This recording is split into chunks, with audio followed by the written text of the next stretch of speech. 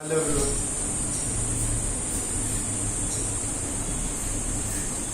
Hello everyone.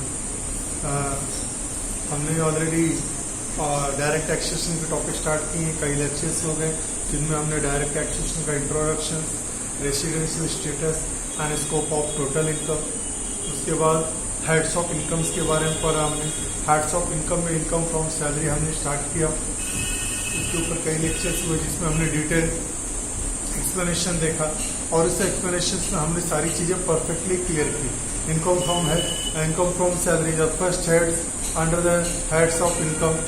In this group we have learn about the salary, their taxable salary and the allowances, perquisites which is received by an employer from the employer, and deduction under section 16, that is subsection 2 and 3, entertainment allowance and professional tax. Professional tax is deducted from the income of the salary from every month by the employer and deposited to the government or professional tax department, and same is allowed as a deduction under section 16 subsection 3. An entertainment allowance deduction under 16 is allowed only to the government employee, not to the non-government employee. हमने income from salary देखा, बहुत अच्छा topic था जिसके अंदर सारे explanation perfectly हुए, बहुत अच्छे से हुए। लीव सैलरी के बारे में बोले, चाहे हम प्रोविडेंट फंड के बारे में बोले, चाहे ग्रेचुटी के बारे में बोले, चाहे सैलरी लीव के बारे में बोले, एडवांस सैलरी के बारे में बोले, या फिर सैलरी का जो कंसेप्ट है वो बहुत अच्छा है और इसको परफेक्टली एक्सप्लेनेशन दिया गया है सेक्शंस में अकॉर्डिंगली। और एक इनकम फ्रॉम सैलरी जो टॉपिक है ज़्यादा हार्ड नहीं है, बहुत अच्छा टॉपिक है कि हम इजिली सारी चीजें परफेक्टली कवर कर सकते हैं इसके अंदर। और आपको जब सॉल्व करना रहेगा इसमें क्वेश्चन, ज्यादा डिफिकल्टीज नहीं होगी, बहुत ही आसान है।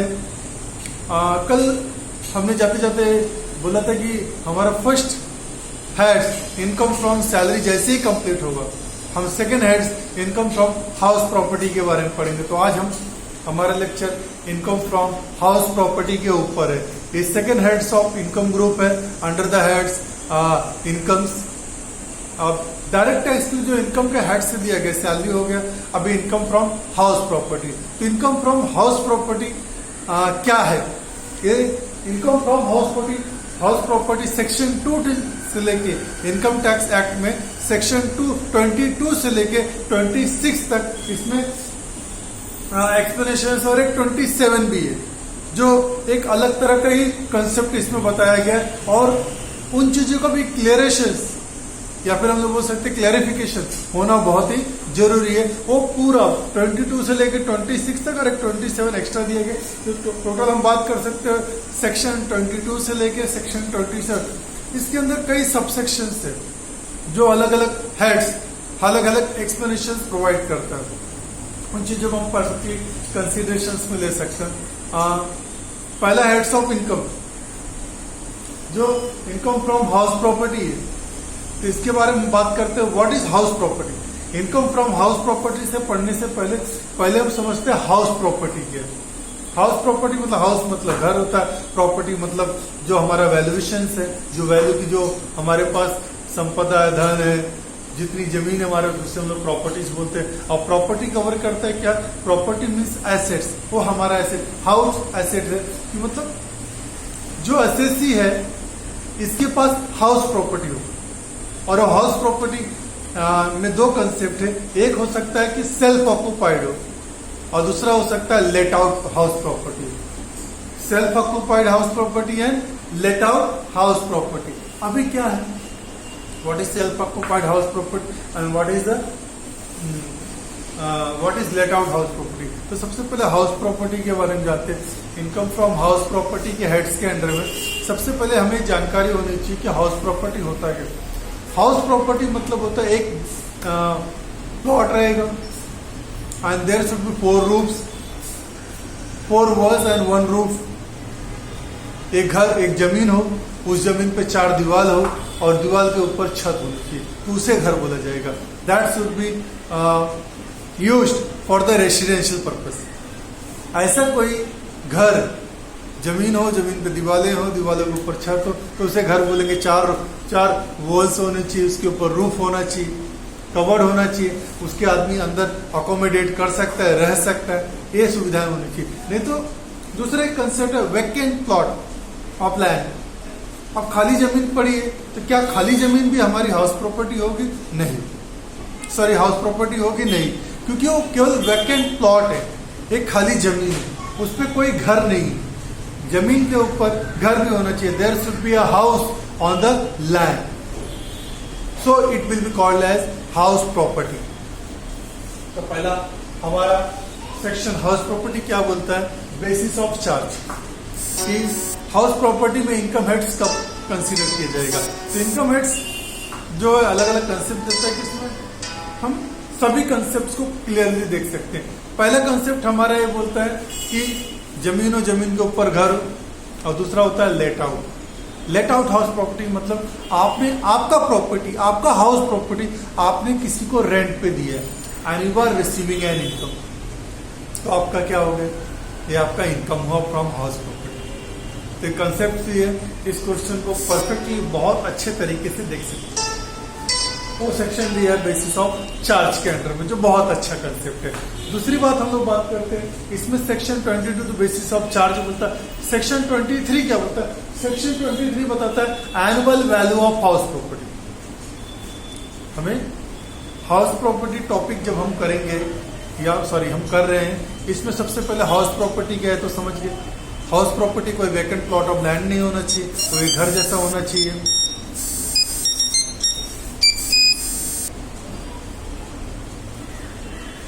तो हाउस प्रॉपर्टी के लिए सबसे पहले हाउस प्रॉपर्टी होनी चाहिए, लेट आउट हो या फिर सेल्फ ऑक्यूपाइड हो, दोनों ही रूप में हाउस प्रॉपर्टी बोला जाए। लेकिन हाउस प्रॉपर्टी के ऊपर 2020 में अलग एक डिस्कशन आ गया है, जो सेक्शन 115 BAC इनकम टैक्स के अंडर में 115 BAC आ गया, जिसके अंदर में बताया गया बेसिस ऑफ चार्ज के ऊपर कि हाउस प्रॉपर्टी जब हम कैलकुलेट करते हैं, जो हमारी SOP होती है, सेल्फ ऑक्यूपाइड हाउस प्रॉपर्टी, उस सेल्फ ऑक्यूपाइड हाउस प्रॉपर्टी में क्या होता है, कभी कभी हमारा निगेटिव इनकम्स आते हैं, क्योंकि सेल्फ ऑक्यूपाइड हाउस प्रॉपर्टी ये लेट आउट नहीं होती है। इसमें जो हम लोग इंटरेस्ट पेड करते हैं सेक्शंस में, वो आगे चल के हम लोग डिस्कस करेंगे, उसके ऊपर है। तो क्या वो अदर हेड्स ऑफ इनकम से डिडक्टेबल है कि नहीं? एक ऑप्शन दिया गया रहता था कि हाँ ये अलाउड है, लेकिन 2020 के बाद इसको डिसअलाउड कर दिया गया कि अदर हेड्स ऑफ इनकम में से अगर SOP में आपका income from house property negative में आता है तो उसको अदर हेड से आप माइनस डिडक्ट नहीं कर सकते। ये तो चलो उसके बारे में हम डिस्कस करेंगे आगे जब क्वेश्चंस में आगे। तो पहले बात करते हैं हम हाउस प्रॉपर्टी के ऊपर। तो बेसिस ऑफ चार्ज में हमारा हाउस प्रॉपर्टी बताया गया कि क्या है, वो लेट आउट हो चाहे सेल्फ ऑक्यूपाइड दोनों के रूप में, उसका अपना कैलकुलेशन दिया गया। Section 23 subsection 1। अब सेक्शन 23 सबसेक्शन 1 में क्या दिखाया गया कि सेक्शन 23 सबसेक्शन 1 में बताया गया annual value of house property. अब जब हम हाउस प्रॉपर्टी सॉल्व करेंगे क्वेश्चंस और इसके कंसेप्ट्स के बारे में पढ़ेंगे तो इसमें दो तरह के एनुअल वैल्यू है। सबसे पहला आता है ग्रॉस एनुअल वैल्यू और दूसरा आता है net annual value. What is gross annual value GAV and net annual value NAV। Gross annual value क्या है? Gross annual value is the total income from the house property, total gross income from the house property. Suppose मैंने मेरे पास कई house property, उसमें से मैंने कुछ house property let out किया है, तो हम लोग जो लेट आउट हाउस प्रॉपर्टी है उसके बारे में जानते हैं। जैसे मेरा late out house property number 4 है, तो उसका जो मुझे रेंट मिल रहा है उस रेंट को मैं स्टैंडर्ड रेंट से कंपेयर करूंगा जो हायर रहेगा, उसके बाद उसको फेयर रेंट या फिर म्युनिसिपल वैल्यूएशन दिया रहेगा उससे कंपेयर करूंगा, उसमें जो हायर रहेगा वही मेरा GAV माना जाएगा। एक्चुअल रेंट रिसीव्ड और standard rent whichever is higher, फिर उसको किससे कंपेयर करेंगे हम लोग? फेयर रेंट या फिर म्युनिसिपल वैल्यूएशन से, उसमें जो हायर रहेगा वही हमारा क्या हो जाएगा? Gross annual value. तो इसको बोलेंगे हम GAV, gross annual value, that is the gross income from the house property. इसके अलावा कुछ हम एक्सपेंडिचर्स भी करते हैं, हम लोग कुछ एक्सपेंडिचर्स भी करते हैं। तो इसमें एक एक्सपेंडिचर ऐसा है जिसको हम लोग बोलते हैं म्युनिसिपल टैक्सेशन। जो एवरी ईयर सबको पे करना पड़ता है, जिनके पास प्रॉपर्टीज होती है या फिर most of the cities area में रहते हैं। इसमें क्या होता है, जो हमारा घर होता है, जो हमारी हाउस प्रॉपर्टी होती है, इसके ऊपर म्युनिसिपल टैक्सेशन टैक्स लगाते हैं हम। म्युनिसिपल टैक्स जो लगेगा या फिर म्युनिसिपल टैक्सेशन जो लगेगा, वो क्या होता है कि एवरी ईयर पे करना पड़ता है, ईयरली बेसिस पर रहता है म्युनिसिपल टैक्सेशन। अब ये टैक्स जो रहेगा, ये क्या होगा, जो ओनर है, ये ओनर हर साल पे करेगा, क्योंकि प्रॉपर्टी उसकी है। जैसे मेरी प्रॉपर्टी है, हाउस नंबर 4 है, इसका प्रॉपर्टी का मैं म्युनिसिपल टैक्सेशन पे करता हूँ। तो गवर्नमेंट क्या बोलते हैं कि अगर आपके पास हाउस प्रॉपर्टी है और उसको आपने लेट आउट किया है, तो जो म्युनिसिपल टैक्सेशन आप पे करते हो वो अलाउड एज अ डिडक्शन है आपके इनकम फ्रॉम हाउस प्रॉपर्टी से। तो मेरा जो हाउस प्रॉपर्टी लेट आउट किया है, उस लेट आउट करने पे जो मुझे जीएवी ग्रॉस एनुअल वैल्यू मिल रहा है, वो वैल्यू मैं कंसीडर करूंगा, उसमें से less deduction of municipal taxation. Municipal taxes जो भी ओनर ने पे किया है, वो म्युनिसिपल टैक्सेशन क्या हो जाएगा, टोटल जो रेंट रिसीव्ड है या फिर हमारा जो ग्रॉस एनुअल वैल्यू, जहाँ पे क्वेश्चंस में म्युनिसिपल टैक्सेशन, फेयर रेंट, इन सब के बारे में बता रहे हैं, तो हम कंपैरिजन करेंगे। जो हमारे कंसेप्ट में उसको एक्सप्लेनेशन में आपको मैं बताऊंगा, तो वो कंसीडर करेंगे। तो कंसीडर करने के बाद जो हमारा जीएवी आएगा, उस जीएवी से हम क्या माइनस करेंगे, म्युनिसिपल वैल्यूएशन। जीएवी मतलब ग्रॉस एनुअल वैल्यू, वहां से क्या डिडक्ट किया जाएगा, municipal taxation paid by owner, वो डिडक्ट करेंगे तो हमें आ जाएगा net annual value from house property.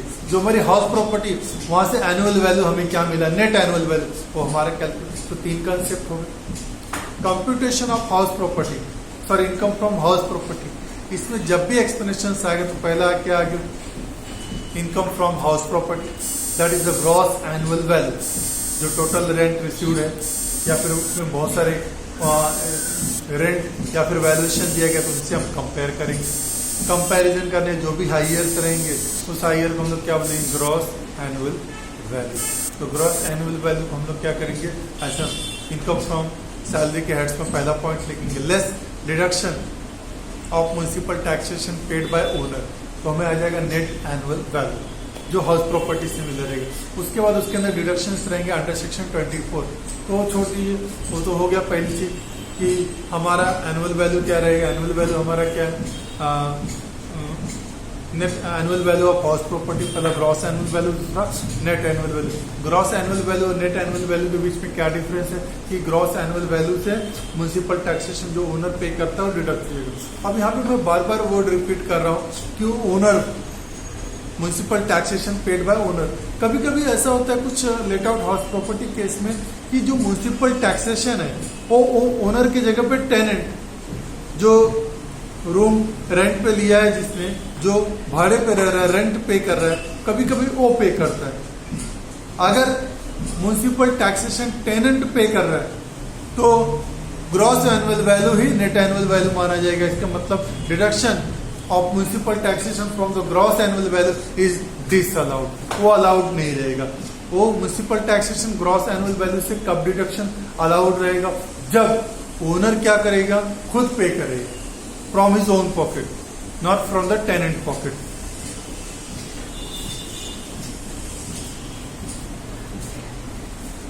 ये हो गया इनकम फ्रॉम हाउस प्रॉपर्टीज के ऊपर ये एनुअल। उसके बाद सेक्शन 23 सबसेक्शन 2, वहां पे क्या होता है, जो सेल्फ ऑक्युपाइड प्रॉपर्टी या फिर अनऑक्युपाइड प्रॉपर्टी है, सेल्फ ऑक्युपाइड हाउस प्रॉपर्टी या फिर unoccupied property.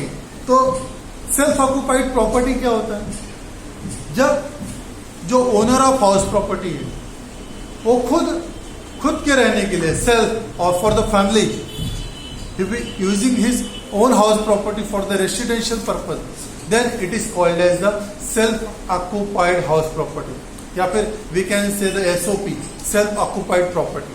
Self occupied property means what, the property, house property utilized for own residential purpose is called as the what, occupied, sorry, self-occupied house property. And here is the case where more than one house property is owned by the owner, assessee, in the previous year. Previous year में किसी assessee के पास, किसी person के पास specified person, those who are covered under the Income Tax Act 1961, who define the particular kinds of person's income will be taxation. तो ऐसा कोई person assessee जो क्या है, जिसके पास एक से ज्यादा हाउस प्रॉपर्टी प्रीवियस ईयर में. अब इस केस में क्या होगा, हम किसको एसओपी समझे, किसको एलओपी समझे, लेट आउट प्रॉपर्टी, जो रेंटेड किए जाएगा. तभी अगर एक से ज्यादा प्रॉपर्टी, कितनी प्रॉपर्टी सेल्फ ऑक्युपाइड मानी जा सकती है. इस केस में दो है कि किसी पर्सन के पास अगर एक से ज्यादा हाउस प्रॉपर्टी है तो उसे दो house property self occupied max to max माना जाएगा. या फिर एक में रह रहा दूसरा अनऑक्युपाइड है तो दो प्रॉपर्टी वो सेल्फ ऑक्युपाइड कंसीडर कर सकता है. तो यहाँ पे बहुत अच्छा कंसेप्ट दिया गया है कि किसी के पास अगर एक से ज्यादा हाउस प्रॉपर्टी है तो maximum 2 house property will be considered as a SOP for self residential purpose of an SSC. तो जो एसएससी है उसके सेल्फ रेसिडेंशियल पर्पस के लिए क्या रहेगा कि 2 हाउस प्रॉपर्टी हो सकती है. It is very clear. अब बात करते हैं other late out house property के बारे में. लेट आउट हाउस प्रॉपर्टी क्या है? लेट आउट वो हाउस प्रॉपर्टी है जिसको हम बोलते हैं एलओपी, शॉर्ट फॉर्म में बोलते हैं. तो let out house property section 23 subsection 3 के साथ में डील करते हैं. अब सेक्शन 23 सबसेक्शन 3 ये क्या बताते हैं कि जो हाउस प्रॉपर्टी है ये क्या होना चाहिए, लेट आउट होना चाहिए. तो उसे बोलेंगे let out house property. Let out का मतलब होता है it should be given on rent to other person for whatever purpose, whether for business purpose or for the residential purpose, whatever the purpose, but we have the let out that property. अगर हमने वो property let out कर दिया है, rent पे दे दिया तो उसे एलओपी बोला जाएगा. एंड वी आर रिसीविंग और रेंट फॉर दैट. अगर कोई प्रॉपर्टी है जिसको मैंने क्या कर दिया, मेरी प्रॉपर्टी है, मेरे पास कई प्रॉपर्टी, एक में मैं 2 में खुद रह रहा हूँ, बाकी प्रॉपर्टी में क्या कर दूंगा, रेंट पे लेट आउट कर दूंगा. उसे बोलते हैं LOP, late out house property, या फिर लेट आउट प्रॉपर्टी बोलते हैं. अब इस केस में क्या होगा, लेट आउट है तो यहाँ पे इनकम मिलेगा. मेन हमारे सारे सिलेबस में ज्यादा करके क्वेश्चन इस चीज के ऊपर है कि जो हमारी हाउस प्रॉपर्टी है वो क्या होनी चाहिए, लेट आउट होनी चाहिए. अगर हाउस प्रॉपर्टी हमारी लेट आउट है तो लेट आउट का मतलब we are going to receive income. अब इसी केस में standard rent, fair rent, municipal valuation, इनके साथ में कंपैरिजन होगा actual rent received. Actual rent जो रिसीव्ड है इसका यहाँ पर क्या होगा, परफेक्ट कैलकुलेशंस होगा. और एसओपी की बात करें तो एसओपी में कुछ भी नहीं. एसओपी म्युनिसिपल वैल्यूएशन नहीं होता. जो भी एसओपी रहेगा उसका लेट आउट या फिर उसका एनुअल वैल्यू अगर हम लोग बात करें तो उसका एनुअल वैल्यू हमेशा नील रहेगा, क्योंकि एसओपी में हमें कोई इनकम नहीं रिसीव होता है क्योंकि वो लेट आउट नहीं है. और जो लेट आउट प्रॉपर्टी है उसमें हमें इनकम मिलेगी. तो इनकम मिलेगा तो ग्रॉस एनुअल वैल्यू बोलेंगे उससे. लेकिन अगर क्वेश्चन में कुछ चीजें दी गई हैं जिसमें फेयर रेंट दिया गया मार्केट का, what is the fair rent, इसको स्टैंडर्ड रेंट दिया गया. स्टैंडर्ड रेंट से एक्चुअल रेंट को कंपेयर करेंगे, जो हाइयर आएगा वो कंसीडर होगा. फिर इसको कंपेयर किया जाएगा हमारा फेयर रेंट से या फिर म्युनिसिपल वैल्यूएशन से. उसमें जो हाइयर आएगा उससे हम लोग बोलेंगे जीए. स्टैंडर्ड रेंट को किससे कंपेयर करना है हमको, एक्चुअल रेंट से. जो हाइयर आया उस हाइयर अमाउंट को हम लोग किससे, फेयर रेंट या फिर म्युनिसिपल वैल्यूएशन से हम लोग कंपेयर करेंगे. उन दोनों में जो हाईएस्ट आएगा उसे हम लोग क्या बोलेंगे, ग्रॉस एनुअल वैल्यू. तो हमारा जीएवी हो जाएगा. लेकिन in case of SOP GAV is always nil. GAV हमेशा क्या रहेगा, नील रहेगा, क्योंकि वो प्रॉपर्टी लेट आउट नहीं होती. तो लेट आउट के केस में हमेशा नील देना है. और म्युनिसिपल टैक्सेशन जो पे करते हैं वो allowed deduction as a deduction नहीं अलाउड है. तो एसओपी केस में हमें सिंपल याद रखना, हमारा net annual value will be nil. And let out house SOP में net annual value will be nil. And in case of let out house property our gross annual value as per the information given in a questions or as a information. तो वहां पे जो late out house property के जो भी rent हम monthly receive कर रहे हैं या फिर ईयरली बेसिस पे हमें प्रीवियस ईयर में जितना मिला है वो हमें कंसीडर कर रहे हैं. अगर और दिया गया है कुछ valuation, fair rent, market rent, standard rent, तो हमें उससे कंपेयर करके हायर वैल्यू निकाल लेना है. तो हमारा जीएवी रहे, ग्रॉस एनुअल वैल्यू. ये तो क्लियर हो गया. फिर उसमें से म्युनिसिपल टैक्सेशन जो ओनर पे कर रहा है, if municipal taxation is paid by owner then it is allowed as a deduction. तो हमें आएगा नेट एनुअल वैल्यू। फिर उसमें से deduction under section 24 A and B allowed रहेगा। तो ये हो गया। अब आगे का बात करते हैं। अब बात करते हैं सेक्शन 23 1 2 एंड 3 समझा।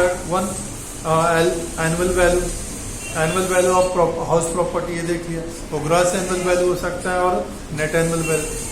अब in case of SOP, okay, annual value of house property in case of self occupied या फिर अनऑक्युपाइड प्रॉपर्टी।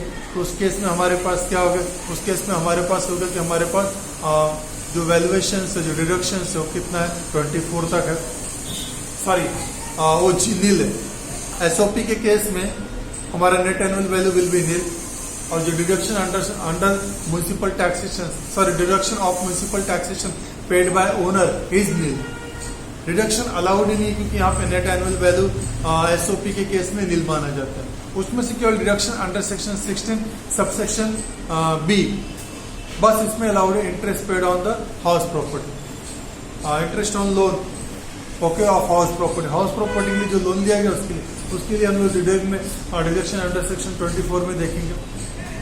अभी बात कर रहे हैं section 23 1 annual value of house property, gross annual value and net annual. SOP case में net annual value is always nil. और जो हाउस प्रॉपर्टी लेट आउट हुई इसमें क्या हो? ग्रॉस एनुअल वैल्यू निकलेगा। उसमें जो म्युनिसिपल टैक्सेशन ओनर ने पे किया वो डिडक्शन होगा, हमें आएगा नेट एनुअल वैल्यू। इसके बाद है सेक्शन 23 सबसेक्शन 4। सेक्शन 23 सबसेक्शन 4 क्या बोलते हैं?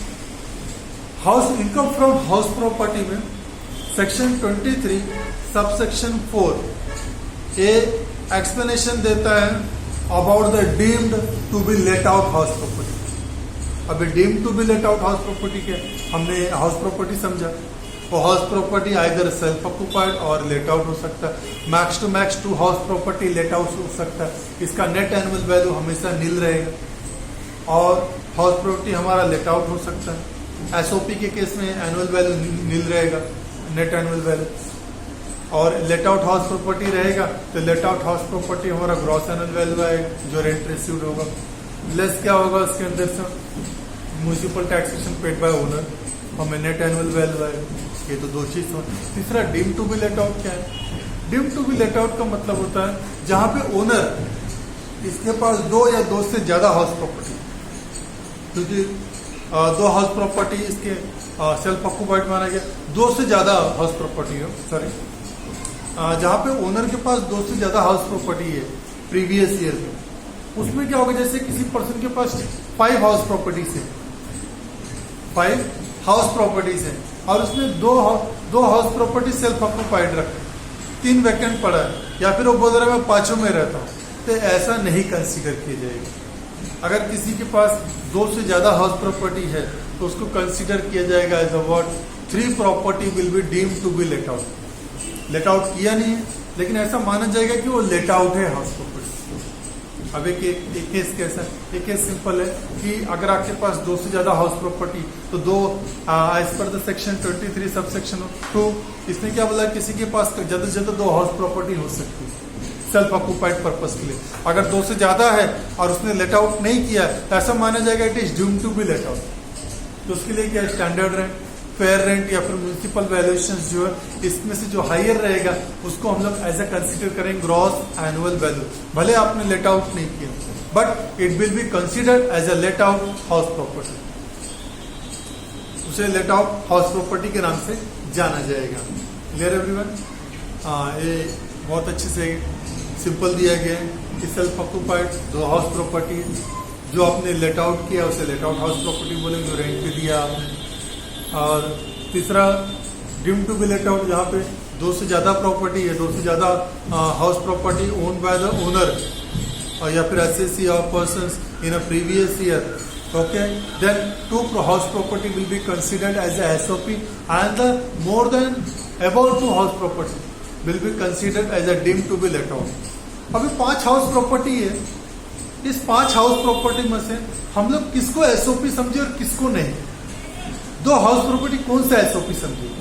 तो इसके लिए हमें क्वेश्चंस में कैलकुलेशन करना पड़ेगा, जहाँ पे हमें रेंट रिसिप्ट तो ऑलवेज नहीं लें, क्योंकि हमने कोई हाउस प्रॉपर्टी लेट आउट नहीं किया है। मान लीजिए 5 हाउस प्रॉपर्टी है किसी एसएससी के पास प्रीवियस ईयर, और पांचों बोल रहे हो सेल्फ ऑक्युपाइड, लेकिन as per government section okay only 2 house property will be what your SOP, another to be what considered as a deemed to be let out house property, the DLOP sorry, so that will be considered as a DLOP, let out house property, that is LOP, which has been what okay let out for the rest on rent, and DLOP deemed to be let out house property, deemed let out house property बोल सकते हैं या फिर deemed let out property, और सिर्फ consider किया जा रहा है कि आपने लेट आउट किया है, जो कि एक्चुअल में आपने उसे लेट आउट नहीं किया है। तब इस केस में क्या होगा, fair rent, standard rent, municipal valuation दिया रहेगा। तो इन सबको हम लोग कंपेयर करेंगे, और कंपेयर करने के बाद हमें जो हायर वैल्यू मिलेगा that will B GAV, gross annual value consider किया जाएगा। अब ग्रॉस एनुअल वैल्यू आ गए, अब ग्रॉस एनुअल वैल्यू के केस में क्या होगा कि उसमें से जो 2 हाउस प्रॉपर्टी का सबसे ज्यादा ग्रॉस एनुअल वैल्यू होगा, वो 2 हाउस प्रॉपर्टी को हम लोग कंसीडर करेंगे as a what SOP। Simple.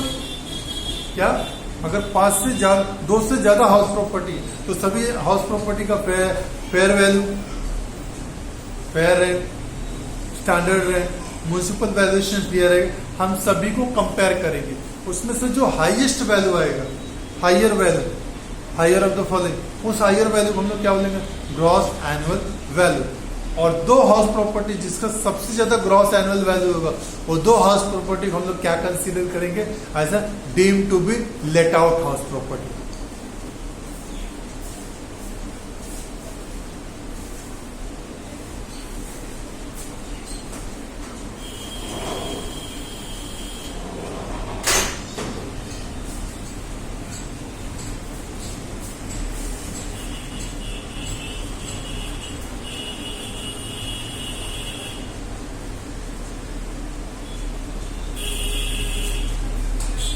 दो हाउस प्रॉपर्टी हम लोग क्या कंसीडर करेंगे, deemed to be let out house property, और जो 2 हाउस प्रॉपर्टी को SOP समझा जाएगा।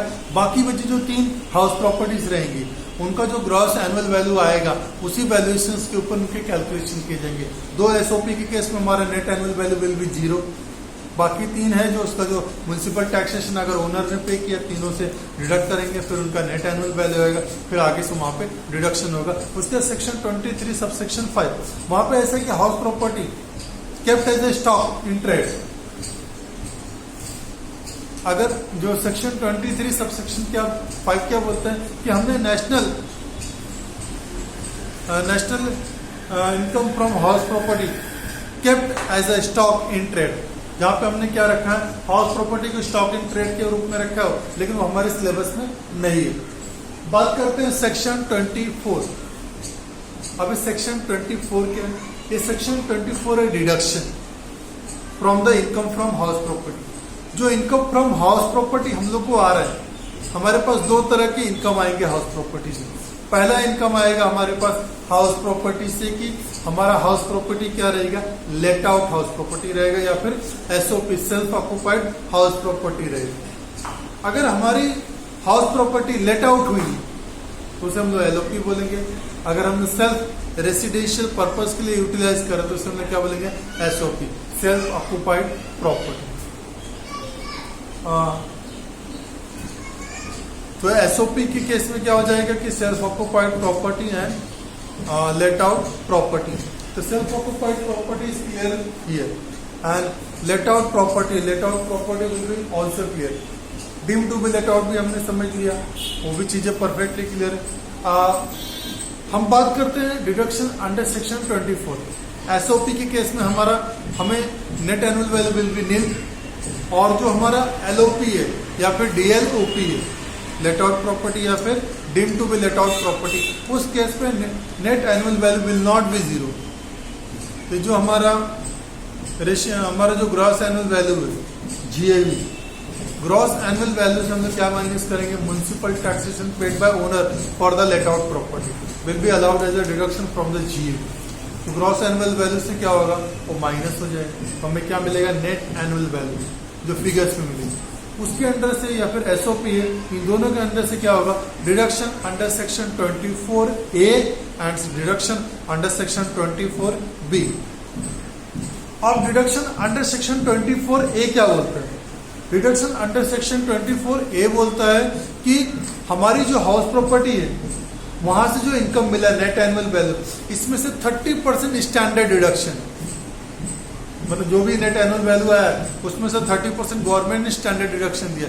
स्टैंडर्ड डिडक्शन मतलब हो जाता है कि हम लोग जो हमारी हाउस प्रॉपर्टी है उसमें ईयरली या फिर एनुअली देखेंगे बहुत सारे खर्चे आते हैं, छोटे मोटे रिपेयरिंग खर्चे आते हैं, प्लास्टरिंग आता है, ओके, फिर कुछ मॉडिफिकेशंस आते हैं, तो जिसमें हाउस प्रॉपर्टी वैल्यू इंक्रीज नहीं हो रहा है।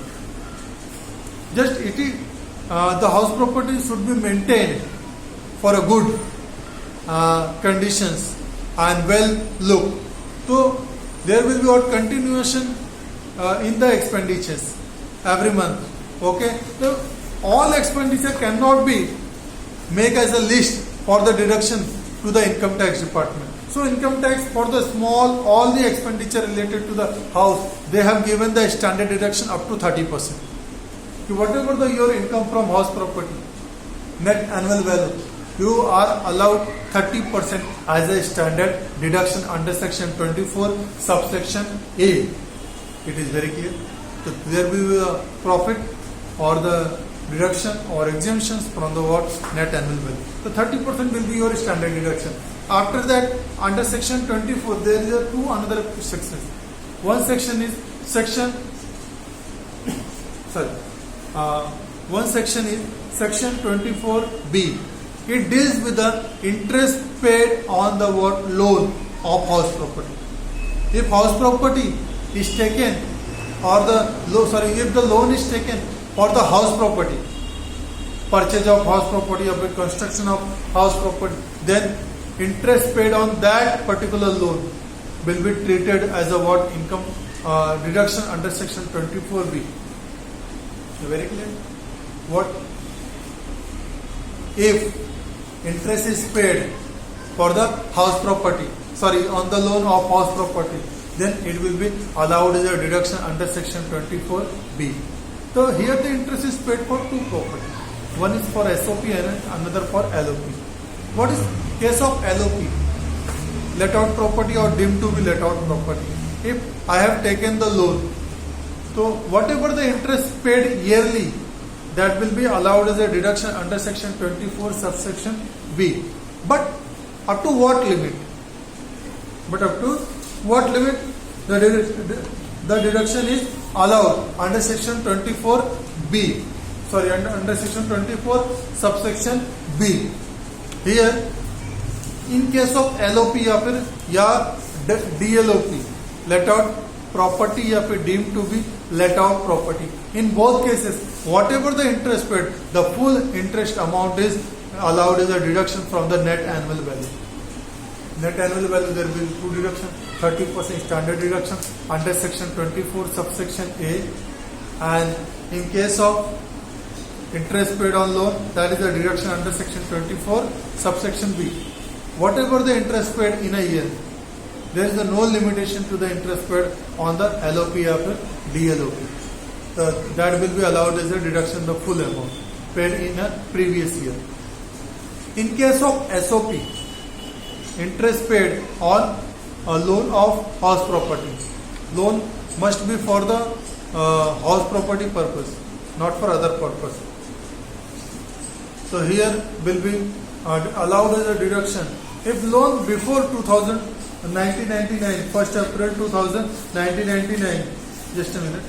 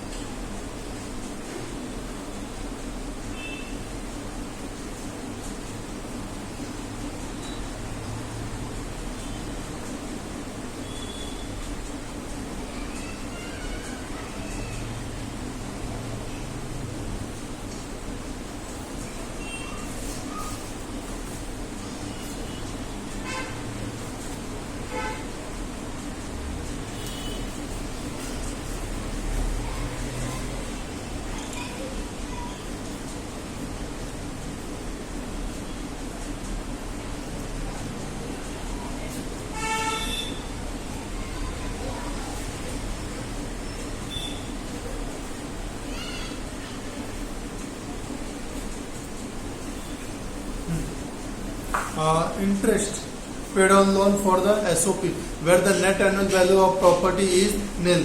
Where the net annual value of property is nil, where the interest paid on such a deduction will be is up to rupees 30,000 of interest.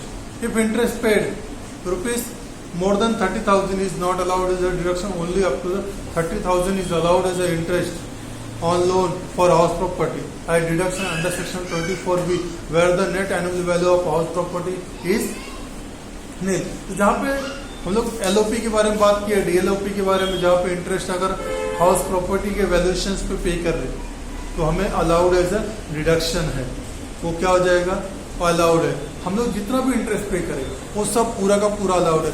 लेकिन अगर हम लोग SOP की बात करें, सेल्फ ऑक्यूपाइड हाउस प्रॉपर्टी, जहाँ पे नेट एनुअल वैल्यू हमेशा क्या रहता है, निल, स्टैंडर्ड डिडक्शन भी निल हो जाएगा.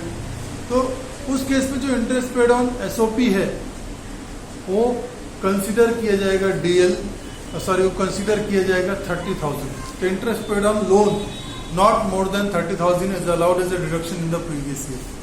लेकिन हमने अपना घर बनाने के लिए अगर कोई लोन लिया है और वो लोन 1 अप्रैल 1999 के पहले का है, 1 अप्रैल 1999 के पहले का है, तो अप टू ₹2 लाख तक interest paid is allowed as a deduction.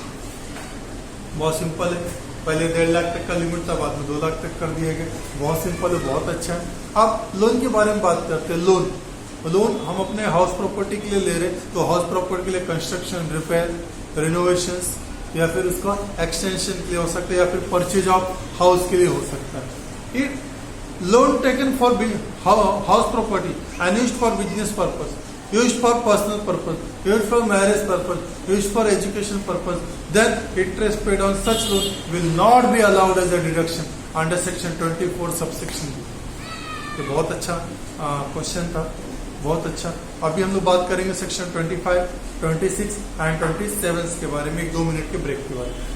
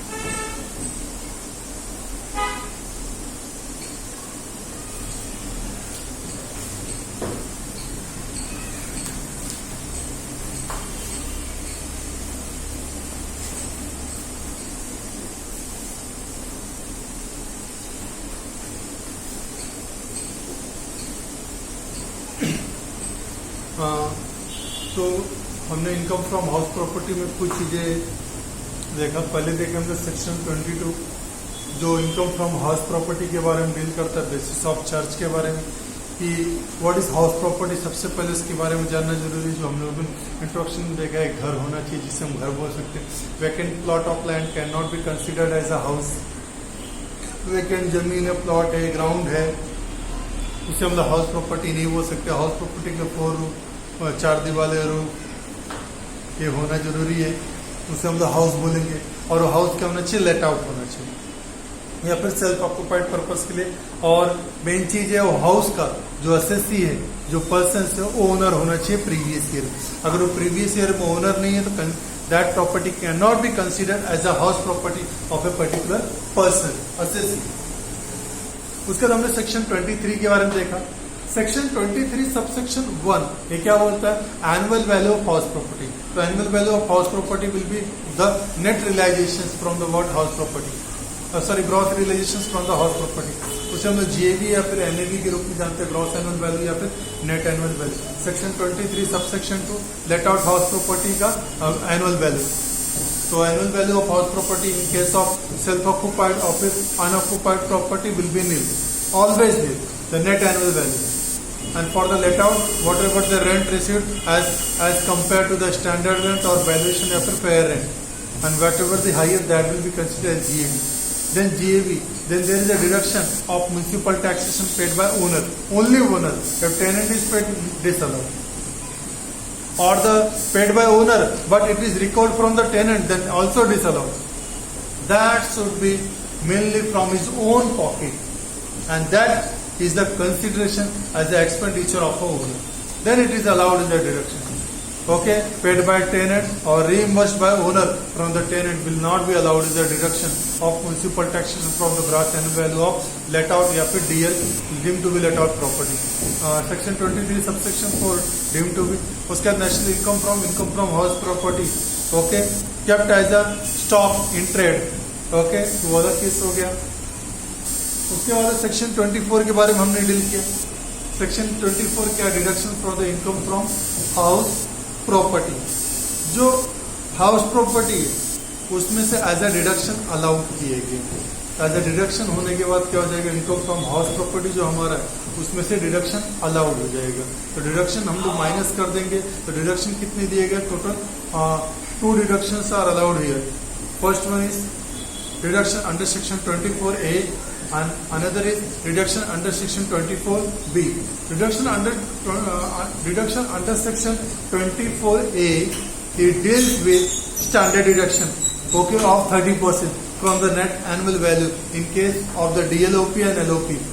Not in case of SOP, because there is always net annual value is nil. So the deduction will also, standard deduction of 30% will be nil. In SOP, there is no consideration of the annual value, so it is considered as a what, nil valuation. So it cannot be considered as a income from the income from house property. In another case, DLOP, there is a net annual value. Okay, gross annual value less municipal taxation paid by owner, then net annual value. From the net annual value, 30% standard deviation is allowed under section 24, subsection A. Then after that, the interest paid on loan taken from house property. If loan is taken by owner for house property, and interest paid in previous year will be allowed as a deduction under section 24 subsection B. Under section 24 subsection, under section 24A and under section 24B. After in 24A, what is given there? Under section 24A, standard deduction, 24B, interest paid on loan. The loan taken by an SSC or the person or the owner of a house property in previous year, that loan must be utilized only for the house purpose, for house property, not for any other purpose. Is someone taking the house loan of a loan against the property, and that loan is utilized for the other purpose, for the business purpose. and for the education purpose, for the personal purpose or for the business purpose, then it is disallowed. It cannot be considered as an income from house property. Sorry, that cannot be considered as a deduction under section 24B. तो 24B clearly mention करता है कि जो loan हमने लिया है वो loan perfectly किसके लिए यूटिलाइज होना चाहिए, हाउस प्रॉपर्टी के यूज के लिए. तो हम हाउस प्रॉपर्टी परचेज करने के लिए लोन ले सकते हैं, कंस्ट्रक्शन के लिए ले सकते हैं, एक्विजिशन पर्पज के लिए हो जाएगा, वही परचेज के लिए हो गया, रिनोवेशन के लिए हो सकता है, मॉडिफिकेशन के लिए, एक्सटेंशन के लिए हो सकता है. इस केस में वो लोन एज अलाउड रहेगा कि वो लोन आपका हाउस प्रॉपर्टी के लिए यूटिलाइज हो. लेकिन आपने हाउस प्रॉपर्टी के लिए लेके किसी और के लिए यूटिलाइज कर लिया तो इंटरेस्ट पेड कर रहा है उसमें, वो अलाउड नहीं रहेगा एज अ डिडक्शन.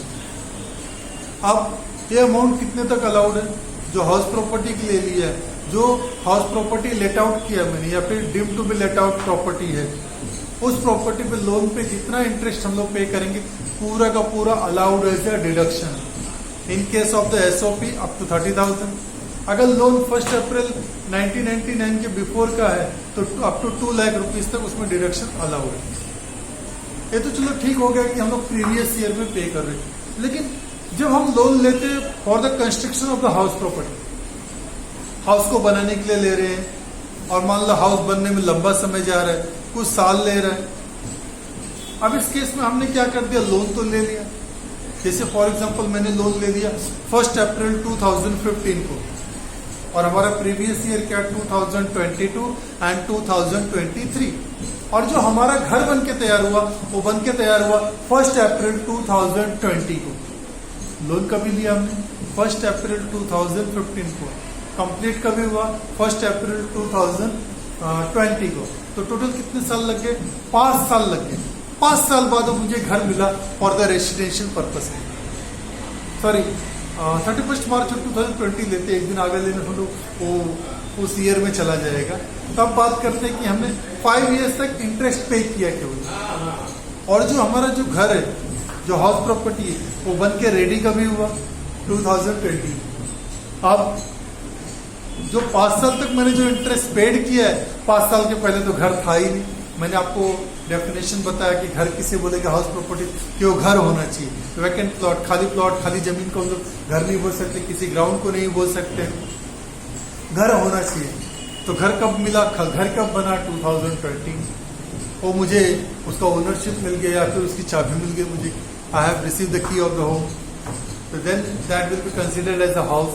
उसके पहले तो हाउस था नहीं, दैट वाज अंडर कंस्ट्रक्शन. तो 5 साल जो मैंने इंटरेस्ट पे किया उसका क्या होगा?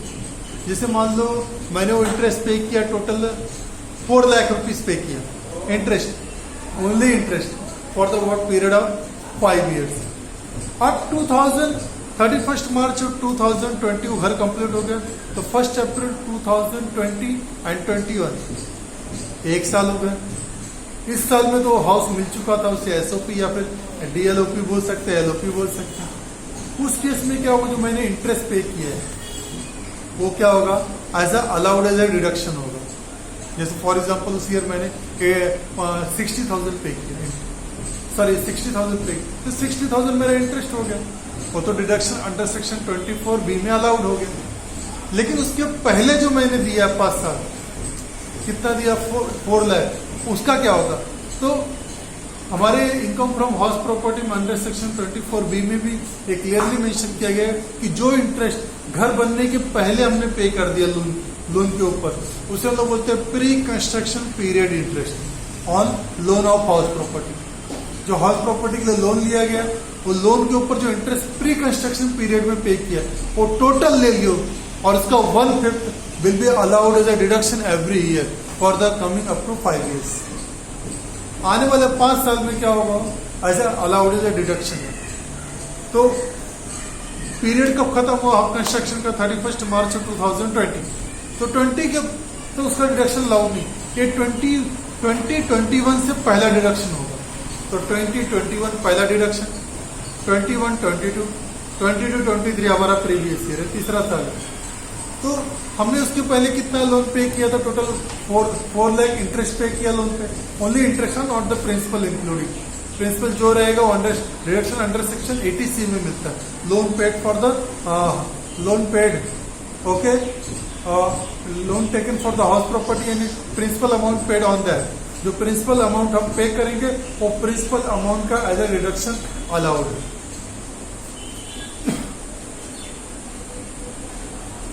तो जो हमारी हाउस प्रॉपर्टी रहेगी उसके लिए जो लोन लिया वो एज ए डिडक्शन अलाउड हो जाएगा। और तो 87 में जब हम डिडक्शन अंडर चैप्टर 6 से देखेंगे तब उस चीज को हम लोग परफेक्टली बहुत अच्छे से क्लियर करके स्टडी करेंगे। तो अभी बात हम लोग करते हैं 22-23 ईयर्स प्रीवियस ईयर्स के बारे में। तो यहाँ पर ये डिडक्शन बहुत अच्छे से दिया गया। अब दूसरी बात करते हैं 24B में जो 4 लाख तक हमने पे किया, 4 lakh divide by 5 equals instalment में अलाउड एज डिडक्शन होगा एसएससी को in coming up to 5 years. तो 4 लाख डिवाइड बाय 5 ये होता है 80,000 पर ईयर। तो 20 and 21, 22, 23, 24, 25 ओके, ये 5 साल में 80,000 एज ए डिडक्शन होगा। प्लस करंट ईयर में जो आपने जो प्रीवियस ईयर में जो इंटरेस्ट पे किया वो भी, तो 2 इंटरेस्ट, एक प्री कंस्ट्रक्शन पीरियड का इंटरेस्ट और ये इंटरेस्ट दोनों आपका क्या होगा अलाउड एज ए डिडक्शन रहेगा।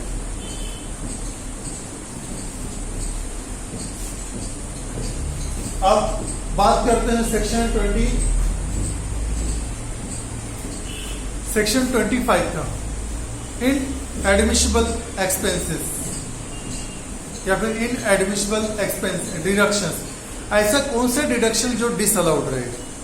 तो पहला डिडक्शन है कि आप जो भी खर्चा कर रहे हो घर के लिए, नॉर्मल रिपेयर्स में, रिनोवेशंस में, ये सब में कोई खर्चा करते हो, पेंटिंग में कर रहे हो, ये सब डिसअलाउड है। क्योंकि गवर्नमेंट ने क्या किया है, आपको डिडक्शन अंडर सेक्शन 24A के अंदर 30% का स्टैंडर्ड डिडक्शन इसके बिहाफ पे दे दिया।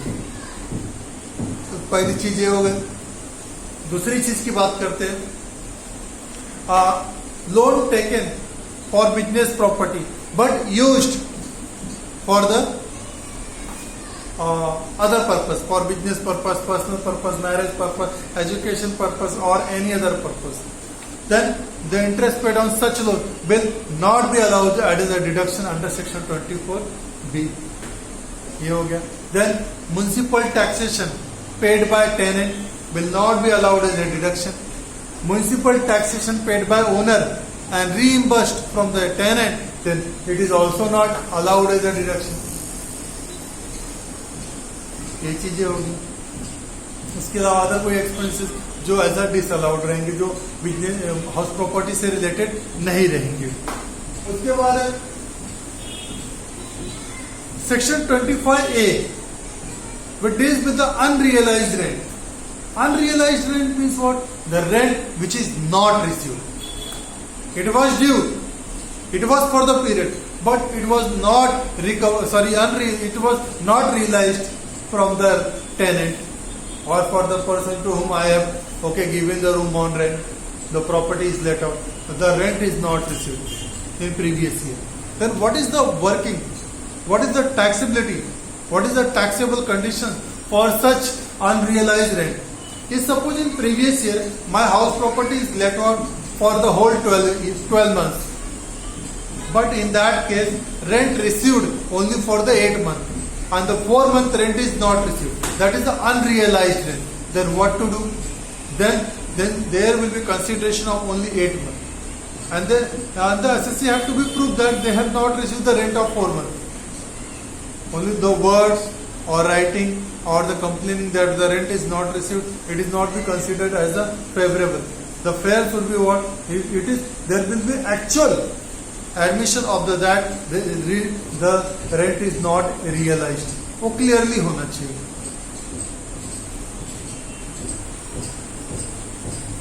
सॉरी, तो अनरियलाइज रेंट का क्या है? हमने रूम अलॉट किया लेट आउट के लिए डीएलओपी में 12 मंथ्स के लिए प्रीवियस ईयर में, लेकिन प्रीवियस ईयर में क्या 8 मंथ का रेंट, तो 8 मंथ का रेंट हमारा क्या होगा कंसिडरेशन में आएगा। लेकिन जब हम कैलकुलेशन करेंगे, वैल्यूएशंस करेंगे स्टैंडर्ड रेंट, म्यूनिसिपल, तो वहां पे 12 महीने का ये रेंट लेके हम लोग क्या करेंगे, कंपैरिजन करेंगे। बाद में जो जीवी आएगा ग्रास, वहां से अनरियलाइज रेंट हम लोग क्या करेंगे, डिडक्ट करेंगे, तो वो चीज हो जाएगी। अब दूसरी चीज ये होगी कि जो हमारा वैल्यूएशन आया, जो वैल्यू आया वही हमारा नेट रिसिप्ट माना जाएगा, अनरियलाइज रेंट। लेकिन अनरियलाइज रेंट चलो प्रीवियस ईयर में नहीं मिला, हमने डिडक्ट कर दिया। लेकिन अगर मान लो बहुत पहले मतलब 22-23 प्रीवियस ईयर का छोड़, हमने यही प्रॉपर्टी लेट आउट किया था 2019 में, और उसका अनरियलाइज रेंट वहां पर था 2 मंथ का, और 2 मंथ का अनरियलाइज रेंट प्रीवियस ईयर मिल गया। तो अनरियलाइज रेंट के ऊपर हमारे income tax department under the head income from house property under section 25B में ए में क्लियरली मेंशन किया गया, unrealised rent is taxable when it is received. Unrealised rent जब मिलेगा तब as allowed as income from house property माना जाएगा by deducting the 30% standard deduction. Unrealised rent जब भी रिसीव्ड होगा उसमें से क्या होगा, 30% standard deduction under section 24A वो हमें माइनस करके ही वो हमें अनरियलाइज रेंट का एज अ टैक्सेबल वैल्यू लेना पड़ेगा। तो अनरियलाइज रेंट जो भी मिलेगा पूरा का पूरा टैक्सेबल होगा नहीं, उसके अंदर से deduction under section 24A minus होगा, क्योंकि हमारा जो भी नेट एनुअल वैल्यू आता है उसके अंदर से 30% स्टैंडर्ड डिडक्शन हम माइनस करते हैं। इसके अलावा म्युनिसिपल इंटरेस्ट हो, वो चाहे रेंट रिलाइज हो चाहे नहीं रिलाइज हो, वो डीएलओपी एनएलओपी के केस में हमेशा डिडक्ट किया जाता है। तो बहुत सिंपल अच्छा केस दिया गया, सिंपल हो गया। अनरियलाइज रेंट कब टैक्सेबल है, जब रिसिप्ट होगा। अगर नहीं मिला तो अलाउड एज इनकम उस ईयर में नहीं रहेगा। उसके बाद बात करते हैं 25A में एक और क्वेश्चन है, अनरियलाइज रेंट अगर ओनर को मिल रहा है, लेकिन ये क्या था प्रीवियस ईयर में 2019 की बात की जब अनरियलाइज रेंट 2 मंथ का था, और वो प्रीवियस ईयर 2022-23 में रिसीव टैक्स। लेकिन 2019 में ये जो ओनर है आज, ये 19 में इस प्रॉपर्टी का ओनर नहीं था, it was not a owner, या फिर को ओन भी नहीं। देन अगर चाहे ओनर हो चाहे नहीं हो प्रीवियस ईयर में, वो अगर प्रीवियस ईयर में मिला जब वो ओनर है तो इट इज ऑलवेज टैक्सेबल। उसके बाद हम लोग बात करते हैं arrears of rent. Arrears of rent भी उसी तरह है कि रेंट हमने इंक्रीज किया, लेकिन वो रेंट क्या हो रहा है, हमें रिसीव नहीं हो रहा प्रीवियस। जैसे हमने इनकम फ्रॉम सैलरी में देखा, जैसे हमने इनकम फ्रॉम सैलरी में देखा, तो इनकम फ्रॉम सैलरी में क्या लिखा गया था कि इनकम फ्रॉम सैलरी में एरियर्स ऑफ सैलरी था। एरियर्स ऑफ सैलरी कैसा था, रिसीव बेसिस पे टैक्सेबल था। उसी तरह यहाँ पर भी अगर एरियर्स ऑफ रेंट मिलता है तो arrears of rent will be what considered as the income the year in which what it is received.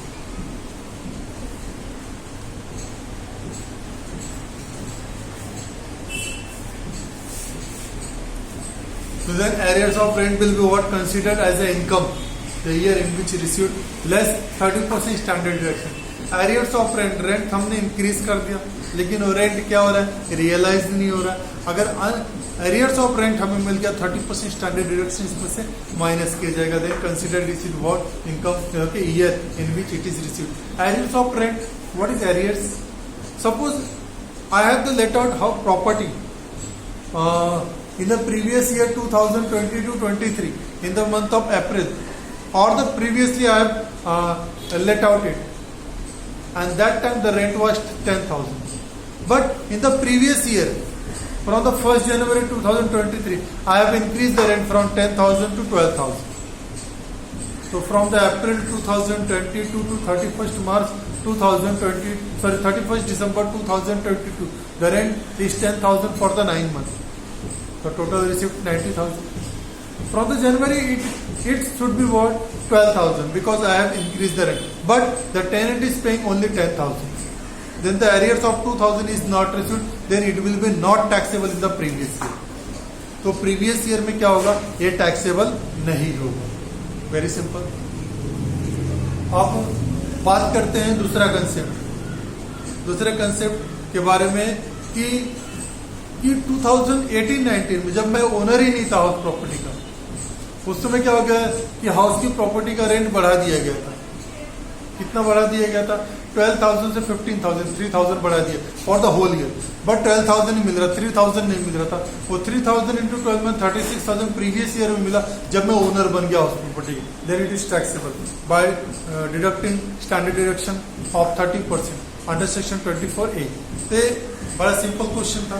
उसके बाद बात करते हैं 27 सेक्शन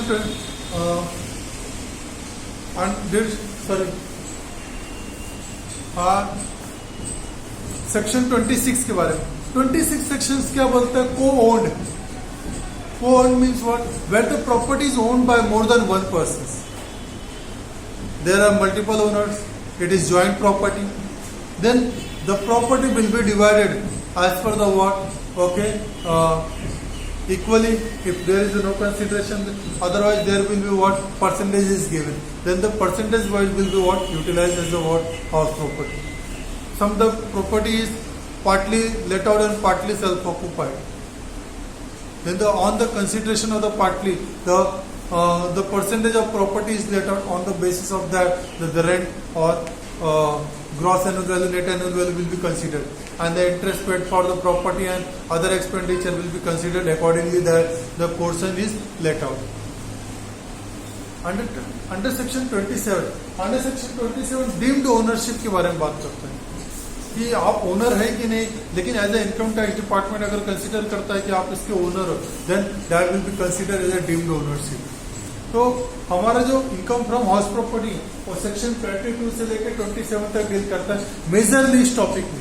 जो बहुत सारी चीजें वो सेक्शन 23 एंड सेक्शन 24। सेक्शन 23 जो वैल्यूएशंस के बारे में बात करता है, इनकम्स के बारे में बात करता है, एंड सेक्शन 24 डिडक्शंस के बारे में बात करता है। और सेक्शन 25 भी बहुत अच्छा, अनरियलाइज रेंट या फिर एरियर्स ऑफ रेंट, इनके बारे में बात करता है। ये भी बहुत अच्छा कंसेप्ट है कि जो हम हाउस प्रॉपर्टी के बारे में डील करते हैं। फ्यूचर में जब हमारे पास उतनी प्रॉपर्टीज हो और इनकम टैक्स के इस तरह चक्कर लगानी पड़ी है, तो इस तरह का नॉलेज होने के बाद हम क्या कर सकते हैं? इनकम फ्रॉम हाउस प्रॉपर्टी के ऊपर अपनी सारी कंसिडरेशंस को बहुत अच्छे से समझ सकते हैं। तो एक मिनट की ब्रेक के बाद एक शॉर्ट में फिर से बताता हूँ मैं।